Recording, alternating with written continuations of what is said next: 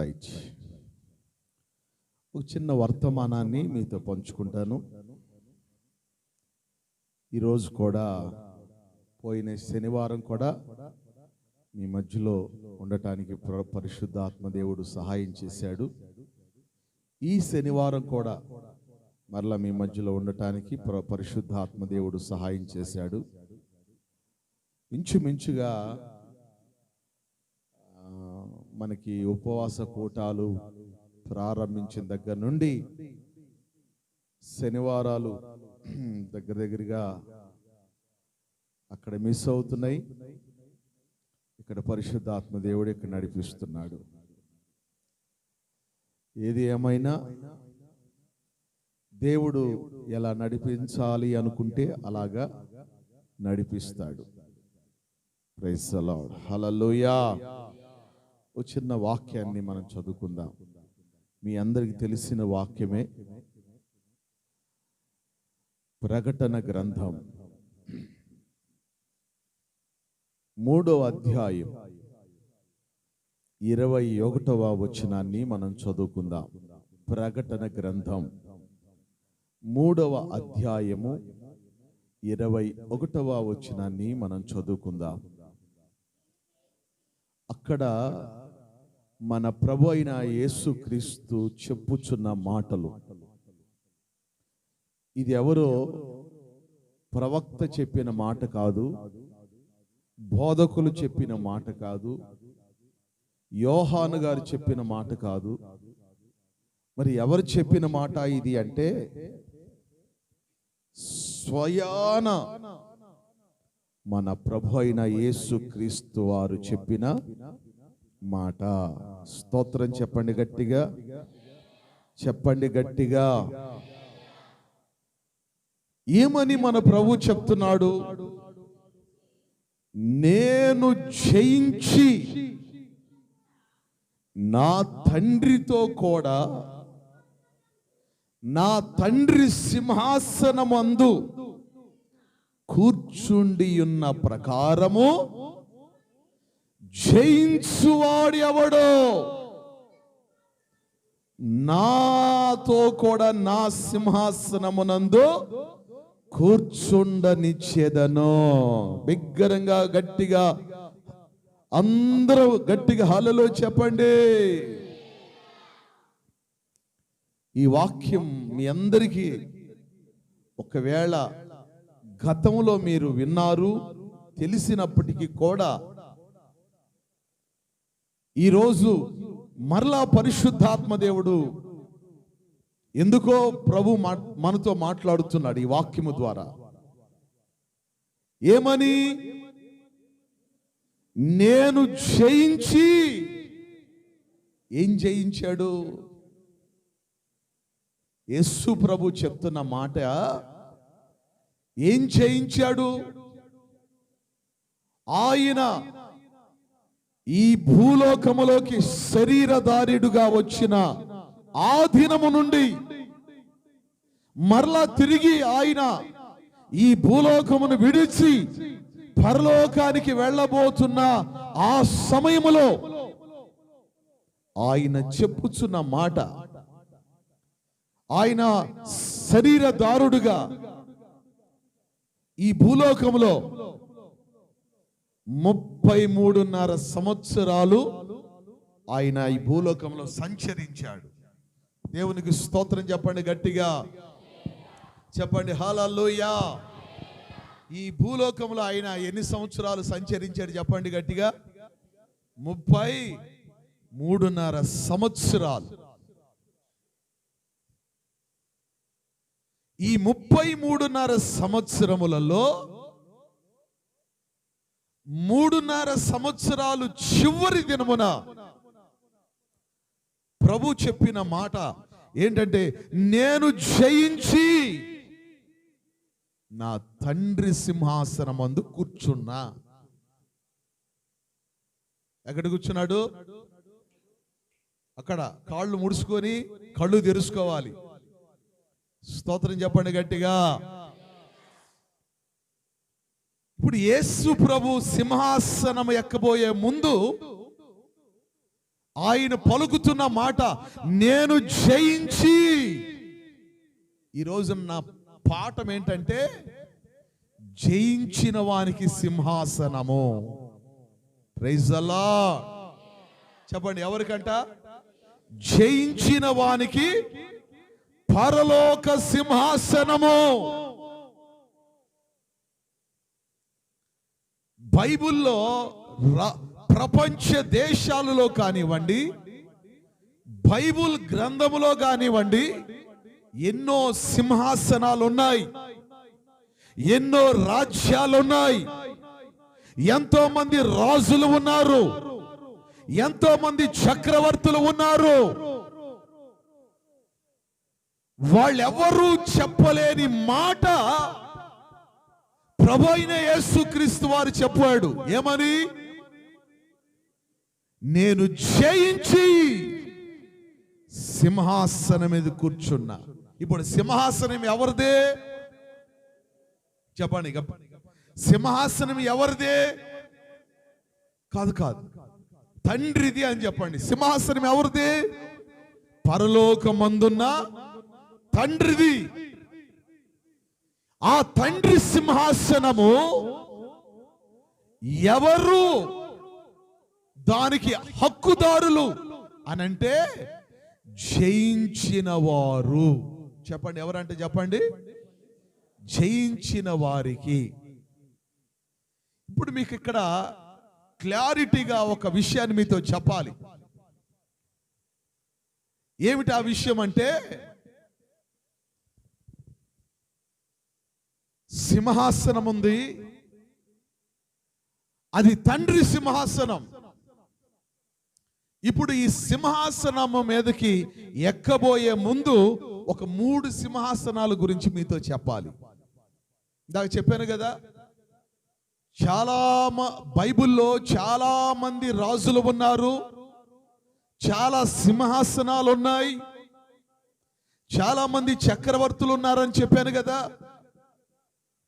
అయితే ప్రాముఖ్యముగా 3 సింహాసనాల గురించి మీతో చెప్తారు. ఇప్పుడు ఎంతకీ సింహాసనం అంటే మీకు తెలుసు కదా. సింహాసనము అంటే మీ అందరికి తెలుసు కదా. సింహాసనం అంటే ఎలా ఉండిద్ది? ఆ సింహాసనం మీద ఎవరు కూర్చుంటారు? సింహాసనం అంటే ఆ సింహాసనానికి ఒక రాజ్యం ఉంటుంది, ఆ రాజ్యములో ప్రజలు ఉంటారు, ఆ ప్రజల్ని పరిపాలించటానికి ఒక రాజు కావాలి, ఆ రాజు కూర్చోటానికి ఒక సింహాసనము ఉండాలి. దేవునికి స్తోత్రం. అయితే 3 సింహాసనాల గురించి మీతో చెప్పి నేను ముగిస్తాను ఈ రాత్రి. మొదటిగా ఈరోజు నేను చెప్పే పాఠం ఏంటి? సింహాసనం ఎవరికి? జయించిన వారికి అని చెప్పండి. ఎవరికంట? జయించిన వారికి. జయించిన వారు సింహాసనమందు కూర్చుందురు. ఎవరితో పాటు? ఎవరితో పాటు? మన ప్రభు అయిన యేసుక్రీస్తుతో పాటు. ఇప్పుడు యేసుక్రీస్తు ఎక్కడో కూర్చున్నాడు అంటే తండ్రి సింహాసనము. తండ్రి ఎక్కడున్నాడు? సింహాసనం మీద కూర్చున్నాడు. ఇప్పుడు యేసుక్రీస్తు, జయించిన యేసుక్రీస్తు ఇప్పుడు ఎక్కడ కూర్చున్నాడు తెలుసా? తండ్రి ఒడిలో. ఎక్కడ కూర్చున్నాడంట? తండ్రి ఎక్కడ కూర్చున్నాడు? సింహాసనం మీద. యేసు ప్రభు ఎక్కడ కూర్చున్నాడు? తండ్రి ఒడిలో. ఇప్పుడు జయించిన సంఘము ఎక్కడ కూర్చోవాలి? ప్రభు అయిన యేసుక్రీస్తు వారి ఒడిలో. దేవునికి స్తోత్రం. సింహాసనం ఒక్కటే, సింహాసనము ఒక్కటే. ఆ సింహాసనం మీద కూర్చున్నది ఒకే తండ్రి. ఆ తండ్రి ఒడిలో కూర్చున్నది ఒకే ప్రభువు. ఆ ప్రభు ఒడిలో కూర్చునేది సార్వత్రిక సంఘము, జయించిన విశ్వాసులు. స్తోత్రం చెప్పండి గట్టిగా. దానికి ముందుగా 3 సింహాసనాల గురించి మీతో చెప్తాను. మొదటి సింహాసనం, 2వ సమూయేలు గ్రంథం ఒకసారి చూస్తారా? 2వ సమూయేలు గ్రంథం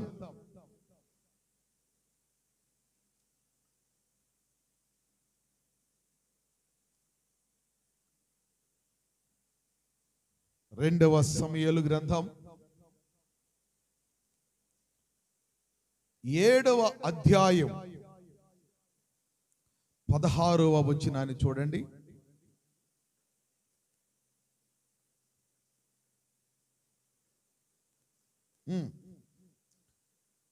రెండవ సమూయేలు గ్రంథం 7వ అధ్యాయం 16వ వచనం.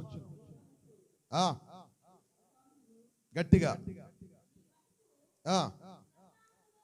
నీ మట్టుకు నీ సంతానమును నీ రాజ్యమును నిత్యము స్థిరముగా ఉండును. అదిగదిగో చూడండి, నీ మట్టుకు దేవుడు ఒక ప్రవక్త ద్వారా దేవుడు ఒక వ్యక్తితో చెప్తున్నాడు, దావీదుతో చెప్తున్నాడు, దావీదు నీ మట్టుకు నీ సంతానము నీ రాజ్యము నిత్యము స్థిరముగా ఉంటుంది. నీవు కూర్చుండే సింహాసనము నిత్యము స్థిరముగా ఉండును. స్తోత్రం చెప్పండి గట్టిగా. ఇది దావీదు సింహాసనము. చెప్పండి, ఏ సింహాసనం అంట ఇది? దావీదు సింహాసనము. దావీదు కంటే ముందున్న రాజులు, దావీదు కంటే ముందున్న సింహాసనాలు ముక్కలైపోయాయి. రాజులు సింహాసనాన్ని విడిచి పక్కకు తొలగిపోయారు. ఇప్పుడు దేవుడు చెప్పుచున్న మాట ఏంటంటే దావీదుతో, దావీదు నీ సింహాసనము నిత్యము ఉండును. ప్రైజ్ ది లార్డ్, హల్లెలూయా. ఇది దావీదు సింహాసనం. దావీదు సింహాసనము నిత్యము ఉండే సింహాసనం. ఒక మాట చెప్పనా? దావీదు తండ్రి పేరేంటి చెప్పండి ఒకసారి. దావీదు తండ్రి పేరేంటి చెప్తారా? దావీదు తండ్రి పేరు యెషయా. చెప్పండి, ఏం పేరంట? యెషయా. యెషయా కుమారుడైన దావీదు కనిష్ఠుడు. అంతకుముందు దావీదు తండ్రికి 7 కుమారులైతే 8వ వాడు దావీదు. యెషయా కుమారుడు దావీదు, దావీదు కుమారుడు. దేవునికి స్తోత్రం చెప్పండి గట్టిగా. హల్లెలూయా చెప్పండి, హల్లెలూయా. దేవునికి స్తోత్రం చెప్తాం గట్టిగా, హల్లెలూయా. ఇప్పుడు బైబిల్లో రాయబడిన మాట ఏంటంటే, దావీదు కుమారుడు ప్రభు అయినా యేసు. స్తోత్రం చెప్పండి గట్టిగా, హల్లెలూయా.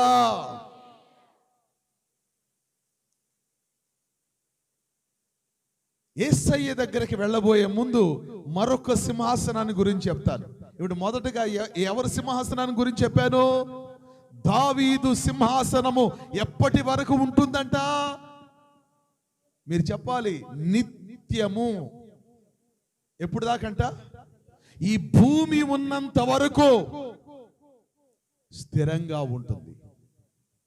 2వ సింహాసనం చూపిస్తాను చూడండి. 2వ సింహాసనం మొదటి రాజుల గ్రంథం 10వ అధ్యాయము 18వ వచనం దగ్గర నుండి 21వ వచనం వరకు చూస్తారా?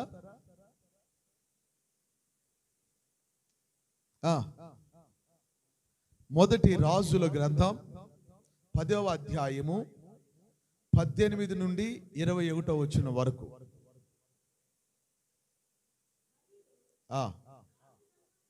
మరియు రాజుగారంట దంతములు చేత పెద్ద సింహాసనము చేయించి బంగారముతో ఆ సింహాసనాన్ని పొదిగించెను.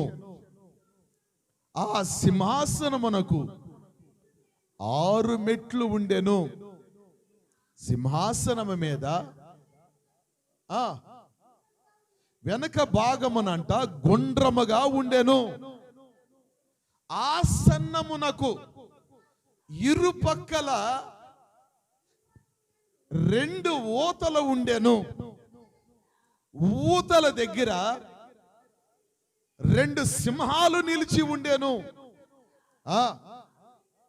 6 మెట్ల మీద 12 సింహములు ఉండెను. అటువంటి సింహాసనము ఏ రాజ్యమందైనా చేయబడలేదు, ఉండలేదు. స్తోత్రం చెప్పండి గట్టిగా, హల్లెలూయా. ఈ రాజుగారంట పెద్ద సింహాసనం తయారు చేశాడంట. దేనితో? ఈ రాజు పేరేంటి తెలుసా? సొలొమోను రాజు. ఏ రాజు అంటే చెప్పండి? సొలొమోను రాజు గారంట పెద్ద సింహాసనం కట్టించాడు. ఆ సింహాసనం దేనితో కట్టించాడు అండి? చెప్పాలి, చెప్పాలి. చదివిన వాళ్ళు కానీ విన్న వాళ్ళు కానీ చెప్పాలి. దేనితో కట్టించాడంట అండి? మీరేదో చెప్తున్నారు కదా పిల్లలు. దేంతో కట్టించాడంట? సువర్ణముతోనా? కాదు. ఏ దంతాలతో? మీరు తప్పు చెబుతున్నారు. అక్కడ రాజు దంతములతో, అంటే అక్కడ దాన్ని విడగొట్టాలి. రాజుగారంట దంతములతో సింహాసనం, పెద్ద సింహాసనమును చేయించాను. దంతములు అని దేన్ని అంటారు?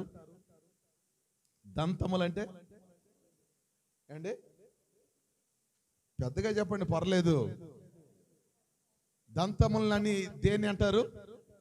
నీకు పళ్ళు ఉన్నాయా? మీ పళ్ళుతో కట్టారా? మరి దేనితో కట్టారు? సింహాసనాన్ని దేనితో కట్టారు తెలుసా? ఏనుగు దంతాలు. చెప్పండి, ఏ దంతములంట? ఏనుగు దంతముల చేత ఒక సింహాసనమును రాజు కట్టించాడు. దేంతో కట్టించాడు ఇప్పుడు చెప్పండి? ఏనుగు దంతాలు ఉంటాయిగా. ఏనుగుని ఎప్పుడైనా చూసారా? ఎన్ని దంతాలు ఉంటాయి? 2 ఉంటాయా, 1 ఉంటాయా? 2. ఆ 2 దంతాలు, ఒక్కొక్క ఏనుగుకి 2 దంతాలు ఉంటే ఆ సింహాసనానికి ఎన్ని దంతాలు అవసరమైనయో తెలియదు, అక్కడ లెక్కలేదు. మొత్తం మీద ఏనుగు దంతాలు చేత సింహాసనమును కట్టించి ఆ ఏనుగు దంతముల మీద కనబడకుండా బయటికి సువర్ణముతో పొదిగించాడంట దాన్ని. సువర్ణం అంటే చెప్పండి, మీరే చెప్పాలి. సువర్ణం అంటే ఏంటి? బంగారం. బంగారముతో సింహాసనాన్ని పొదిగించాడు. ఇప్పుడు కనపడే వాళ్ళందరికీ ఏం కనబడుతుంది? సింహాసనాన్ని చూసే వాళ్ళందరికీ ఏం కనబడుతుంది? బంగారము సింహాసనం. కానీ లోపలేముంది? అది. స్తోత్రం చెప్పండి గట్టిగా, హల్లెలూయా. సొలొమోను రాజంట ఏనుగు దంతాలతో ఒక సింహాసనాన్ని అలాంటి సింహాసనం ఏ రాజ్యములో కూడా చెయ్యలేదు, ఎవరు కట్టించలేకపోయారు. చరిత్రలో నిలిచిన సింహాసనములు మూడు సింహాసనములు. ఒకటి దావీదు సింహాసనం, 2 సొలొమోను రాజు కట్టించిన ఏనుగు దంతములతో కట్టించిన సింహాసనం. 3వ సింహాసనం చెప్తాను చూడండి. వాటన్నిటిని వివరించాలంటే సమయం లేదు కాబట్టి టూకీగా అలా మీకు చెప్పుకుంటూ వెళ్తున్నా. ప్రకటన గ్రంథం 4వ అధ్యాయం 1వ వాక్యాన్ని చూడండి.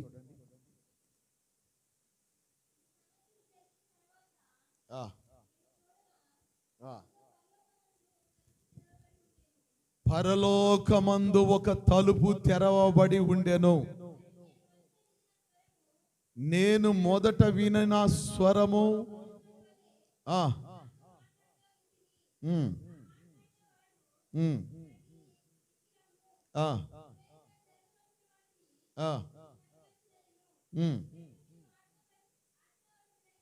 వెంటనే నేను ఆత్మవశుడనై ఉండగా అదుగొదుగో పరలోకమందు ఒక సింహాసనము వేయబడి ఉండెను. ఆ సింహాసనం మీద ఒకడు ఆసీనుడై ఉండెను. చూడండి, ఆ సింహాసనం మీద కూర్చున్న ఆయన ఎలా ఉన్నాడో తెలుసా? చూడటానికి సూర్యకాంత పద్మ రాగములతో పోలిన వాడిగా కనిపిస్తున్నాడు. ప్రైజ్ ది లార్డ్, హల్లెలూయా. ఒక గమనించండి, మొదటి సింహాసనం ఎవరిది? అందరు చెప్పాలి, ఎవరిది? దావీదు. 2వ సింహాసనం ఎవరిది? ఈ 2 సింహాసనాలు భూమి మీద మనకి కనిపిస్తాయి. యెరూషలేములో, ఎక్కడెక్కడ చెప్పండి? యెరూషలేములో, ఇశ్రాయేలు దేశములో ఈ సింహాసనాలు కనిపిస్తాయి. కానీ 3వ సింహాసనం ఎక్కడుందో తెలుసా? చెప్పండి, ఎక్కడుందంట? అందరు చెప్పండి. 3వ సింహాసనం ఎక్కడ కనబడుతుంది? పరలోకములో. ప్రైజ్ ది లార్డ్, చెప్పండి హల్లెలూయా. పరలోకములో ఉన్న సింహాసనాన్ని మనం కూర్చోవాలి అంటే దావీదు సింహాసనం దగ్గర నుండి మన ప్రయాణము సాగిస్తూ ఉండాలి. ప్రైజ్ ది లార్డ్, హల్లెలూయా. చెప్పండి హల్లెలూయా. ఇప్పుడు దావీదు కుమారుడు సొలొమోను, ఓకేనా? బైబిల్లో లెక్క ప్రకారం చూస్తే దావీదు కుమారుడైన నజరేయుడైన యేసు. ఇప్పుడు దావీదుతో తండ్రి అయిన దేవుడు ఒక నిబంధన చేశాడు, నీ సింహాసనము నిత్యము స్థిరంగా ఉంటుంది అని. ఇప్పుడు దావీదు సింహాసనం తర్వాత తన కుమారుడైన సొలొమోను సింహాసనం మీద కూర్చున్నాడు. ఇప్పుడు అలాగా యేసయ్య వరకు, యేసుక్రీస్తు ప్రభుల వారు వరకు ఆ సింహాసనం నిత్యము అలాగే నిలిచి ఉన్నది. దేవునికి స్తోత్రా. ఇప్పుడు పాఠం ఏంటంటే, ఆ సింహాసనం మీద ఇప్పుడు యేసయ్య ఉన్నాడు కదా. యేసయ్య దగ్గరికి వెళ్ళి మనం కూర్చోవాలి అంటే సంఘము యేసయ్య కూర్చున్న సింహాసనం మీద కూర్చోవాలి అంటే ఇప్పుడు సంఘము విశ్వాసులు జయ జీవితం కలిగిన జీవితం కలిగి ఉండాలి. ఏం కలిగి ఉండాలి చెప్పండి? జయ జీవితం.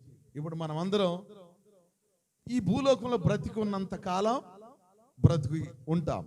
ఆ తర్వాత ప్రభు మనం పిలుచుకున్నప్పుడు ఈ భూలోకాన్ని విడిచి మనము వెళ్తాం. మనం ఇక్కడి నుంచి వెళ్ళిన తర్వాత ఏ లోకానికి వెళ్తాం? మనం అందరు చెప్పాలి. ఎక్కడికి వెళ్తాం? పరలోకం, పరలోక పట్టణం. పరలోక పట్టణములో మనం వెళ్ళాలి అంటే, ప్రవేశించాలి అంటే, ఇప్పుడు అక్కడ ఒక సింహాసనం ఉంది కదా, ఆ సింహాసనం మీద సంఘము కూర్చోవాలంట. దేవునికి స్తోత్రం చెప్పండి గట్టిగా. సంఘం అంటే విశ్వాసులు. సంఘం అంటే విశ్వాసులు. ఇప్పుడు ఈ విశ్వాసులు పరలోకమందున్న సింహాసనం మీద కూర్చోవాలంటే, భూలోకంలో ఉన్నప్పుడు విశ్వాసులుగా ఉన్న మనమందరం ఏం చేయాలి? జయ జీవితం కలిగిన జీవితం కలిగి ఉండాలి. జయ జీవితం ఏం కలిగి ఉండాలి చెప్పండి? జయ జీవితం. ఇప్పుడు ఈ రోజున మనం ఇంత భక్తి ఎందుకు చేస్తున్నాం? ఇంత ప్రార్థనలు మనం ఎందుకు చేస్తున్నాం? ఇన్ని ఉపవాసాలు ఎందుకు చేస్తున్నాం? శనివారం ప్రార్థన, ఆదివారం ప్రార్థనలు, ఈ అన్ని పరిచర్యలని ఎందుకు చేస్తున్నామంటే, అద్దుగో ఆ సింహాసనము చేరుట కొరకై, ఆ సింహాసనం మీద కూర్చోటానికి మనం ఎంత ప్రయాసపడాల్సి వస్తుంది. స్తోత్రం చెప్పండి గట్టిగా. మామూలు విషయం కాదు. భక్తి అంటే మామూలు విషయం కాదు. ఏదో వస్తున్నాంలే, అందరిలాగా వస్తున్నాం, ఫార్మాలిటీగా వస్తున్నాం, ఆచారంగా వస్తున్నాం, పోతున్నాంలే అని అంతటితో సరిపెట్టుకునేది కాదు. దీని తర్వాత మరొక పరిపాలన మనం చేయబోతున్నాం. దేవునికి స్తోత్రం చెప్పండి. హల్లెలూయా. ఇప్పుడు మీరు అందరూ కింద కూర్చున్నారు, అవునా? రేపు ఏడ కూర్చుంటారు తెలుసా? ఏడ కూర్చుంటారు? ఇప్పుడు పెళ్లి ఒక వ్యక్తికి పెళ్లి చేయాలి. పెళ్లి చేస్తున్నాం మన పిల్లోడికి. పెళ్లి రోజు వచ్చేసరికి పెళ్లి కొడుకుని తీసుకెళ్లి ఆడ కూర్చోబెట్టాలి చెప్పండి. కింద కూర్చోబెడతారా? మరి ఆడ కూర్చోబెడతారు? స్పెషల్గా ఒక సింహాసనం ఉండిద్దిగా. పెళ్లి కొడుక్కి పెళ్లి కూతురికి ఉండిద్దా ఉండదా? ప్రత్యేకమైన చైర్ ఉండిద్దా?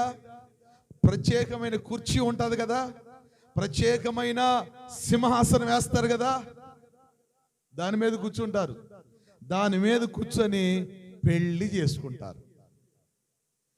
రేపు మనము కూడా జయించిన సంఘము, విశ్వాసులు, రేపు ప్రభువైన యేసుక్రీస్తు ఆయన పెండ్లి కుమారుడైతే మన సంఘము పెండ్లి కుమార్తె సంఘముగా మారాలి. Praise the Lord. ఆయన పెండ్లి కుమారుడు, మనము పెండ్లి కుమార్తె. ఇప్పుడు ఆయన పెండ్లి కుమార్తె కోసమంట మధ్యాకాశంలోకి వస్తాడంట. ఎక్కడికి వస్తాడు చెప్పండి? ఎక్కడికి వస్తాడు? మధ్యాకాశంలోకి వస్తాడు. మధ్యాకాశంలోకి వచ్చి అక్కడ నుండి దేవదూతలను పంపిస్తాడు భూలోకానికి. ఎవరి కోసం చెప్పండి? పెళ్లి కూతురిని తీసుకురావాలంటే ఎవరిని పంపించాలి? ప్రధానం రోజు ఏం చేస్తారు? ప్రధానం తీసుకెళ్తారా? పెద్దలు వెళ్తారుగా. పెళ్లి రోజు ఆ పెళ్లి కూతురిని ఏం చేస్తారు? ఎంపడి పెట్టుకొని తీసుకొస్తారా లేదా? చెప్పలేదు వీళ్ళందరూ. దేవునికి స్తోత్రం చెప్పండి గట్టిగా. ఆ విధంగానే మధ్యాకాశములో పెండ్లి కుమారుడైన యేసయ్య ఉంటాడు. అక్కడి నుంచి దేవదూతల్ని పంపిస్తాడు. సిద్ధపడిన వధువు సంఘాన్ని, విశ్వాసులని, జయించిన విశ్వాసులని దేవదూతలంట అలాగ కొనిపోతారంట. చప్పట్లు కొడతారా గట్టిగా ఒకసారి? ప్రైజ్ ది లార్డ్, హల్లెలూయా. అలాగ కొనిపోతారు. ఆ కొనిపోయే రాకడలో నువ్వు ఉంటావా? విడవబడతావా? ఇప్పుడు ఆ కొనిపోయిన దేవదూతలు తీసుకెళ్ళి ఎక్కడ మధ్యాకాశంలో యేసయ్య వరుడైన యేసయ్య పక్కనే కూర్చోబెడతారు. అప్పుడు 7 ఏండ్లు, చెప్పండి ఎన్ని సంవత్సరాలంట? 7 ఏండ్లు పెండ్లి విందు జరుగుతుంది మధ్యాకాశములో. భూలోకంలో విడవబడిన వాళ్ళందరికీ 7 సంవత్సరాలు శ్రమల పాలవుతారు. ఇక ఆ తర్వాత జయించిన విశ్వాసులను తీసుకుని యేసయ్య అలా చేయి పట్టుకొని తండ్రి సింహాసనం మీద కూర్చోబెట్టుకుంటాడు. స్తోత్రం చెప్పండి గట్టిగా, హల్లెలూయా. ఇప్పుడు జయించిన విశ్వాసులు ఆ సింహాసనం మీదకి వెళ్ళాలంటే ఏమేమి జయించాలి? ఇక్కడ చెప్పాలి. ఇప్పుడు మీరు ఈ మాట చెప్తే నేను ముగించేస్తా. ఇప్పుడు మన సింహాసనం వెళ్ళాలంటే జయించాలి కదా, జయించాలా లేదా? ఇప్పుడు మనం జయించాలి. జయించిన వారికే సింహాసనం, జయించిన వారే దేవదూతల ద్వారా ఎత్తబడతారు, జయించిన వారే ఆ పెండ్లి విందులో కూర్చుంటారు, జయించిన వారే ఆ సింహాసనం మీద ఆసీనులు అవుతారు. ఇప్పుడు ఎంతకు మనం ఏం జయించాలి చెప్పాలి? ఏమేమి జయించాలి? ఫస్ట్ సాతానుని జయించాలి, పాపమును, ఇంకా సినిమాలు, షికారుల్ని, సీరియాలని జయించాలి, ఇంకా బూతులను జయించాలి, కోపాన్ని జయించాలి, అసూయని, ఇంకా సనుగుళ్ళని జయించాలి, అల్లరితో కూడిన ఆటపాటల్ని జయించాలి, అలిగే వారిని, అలిగేవారు కూడా సింహాసనానికి ఎత్తబడరు, జయించలేరు, అది కూడా ఒక పాపమే. అసూయ పడేవారు కూడా సింహాసనానికి చేరలేరు. చిన్న చిన్న విషయాల్ని మనం జయించకపోతే రేపు సింహాసనాన్ని కోల్పోతాం. Praise the lord. చెప్పండి గట్టిగా. చిన్న చిన్న విషయాలను కూడా, అందుకని పెద్దోళ్ళు ఏమంటారు, చిన్న పామునైనా పెద్ద కర్రతో కొట్టాలంట. అవునా కదా? అలాగే చిన్న చిన్న విషయాలను కూడా వాక్యం అనే కర్రతో కొట్టాలి. స్తోత్రం చెప్పండి గట్టిగా, హల్లెలూయా. ఆ చిన్న చిన్న పాపం ఏంటి? సనుగుడు ఒక పాపం, అసూయ ఒక పాపం, బూతులు మాట్లాడటం ఒక పాపం, అనవసరంగా కోపపడటం ఒక పాపం, అలగటం కూడా ఒక పాపమే, ఎదుటి వాళ్ళని చూసి ఓర్చుకోలేని తనము కూడా ఒక పాపమే. వీటన్నిటిని మనం జయించాలి. ఆమేన్ చెప్తారా గట్టిగా? ఆమేన్. జయించిన వారికి ఆ సింహాసనం మీద కూర్చునే అధికారాన్ని దేవుడు ఇస్తాడు. స్తోత్రం చెప్పండి గట్టిగా, హల్లెలూయా. కాబట్టి మనం ఆ సింహాసనం చేరాలి అంటే ప్రతి దానిని మనం జయించుకుంటా మనం రావాలి.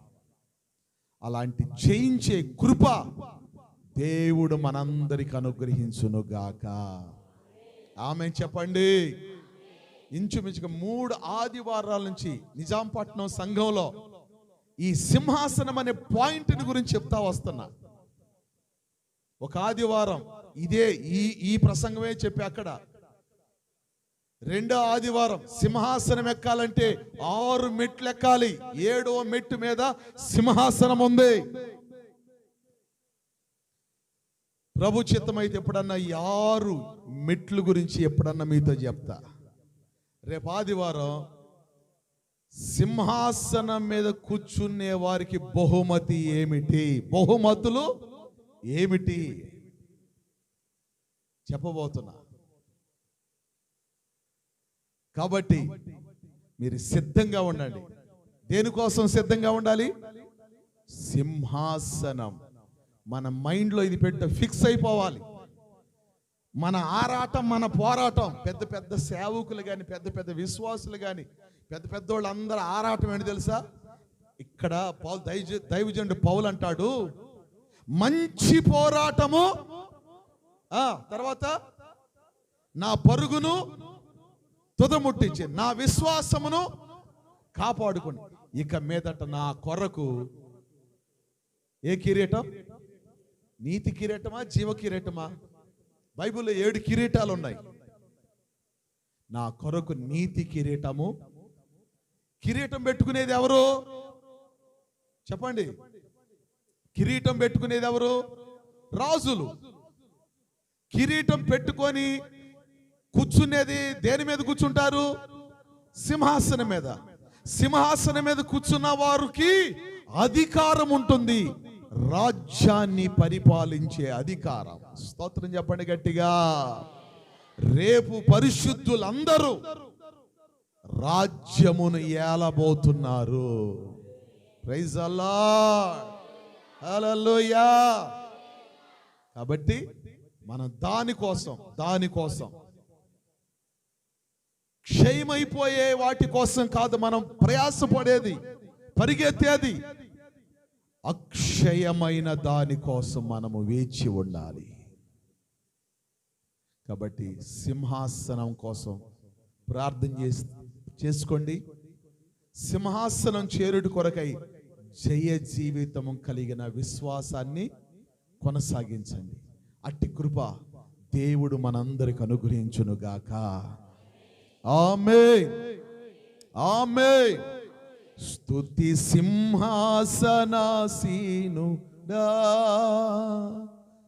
నారాధనకు యోగ్యుడా. స్తుతి సింహాసనాసీనుడా,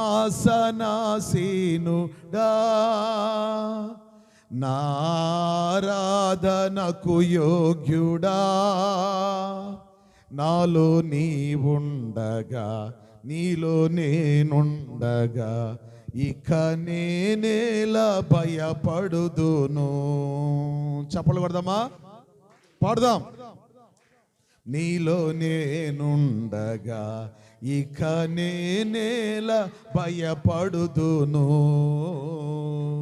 స్తుతి సింహాసనాసీనుడా,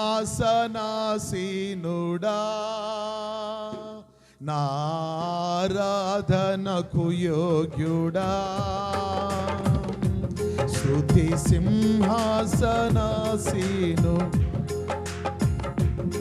నారాధనకు యోగ్యుడా.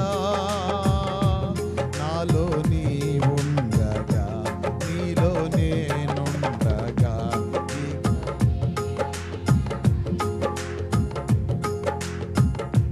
నాలో నీవుండగా, నీలో నేనుండగా, ఇక నేనేలా భయపడుదును. స్తుతి సింహాసనాసీను, రాజాతి రాజా, ప్రభులకు ప్రభువా. ఎవరు నీ సాటి? రాజాతి రాజా, ప్రభులకు ప్రభువా. ఎవరు నీ కిలలో?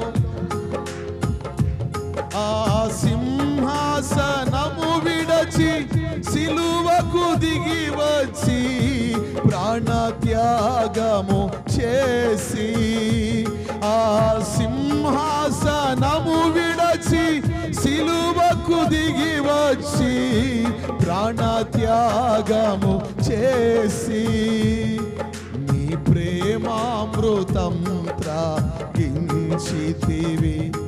నిన్ను స్తుతించుటకు బ్రతికించితివి. నీ జీవామృతం త్రాగించితివి, నిన్ను స్తుతించుటకు బ్రతికించితివి. స్తుతి సింహాసనాసీను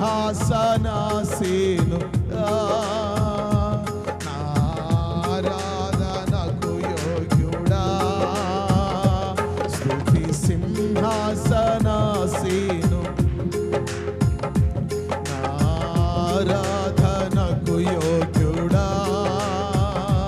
నాలో నీవుండగా, నీలో నేనుండగా, ఇక నేనేలా భయపడుదును. నాలో నీవుండగా, నీలో నేనుండగా, ఇక నేనేలా భయపడుదును.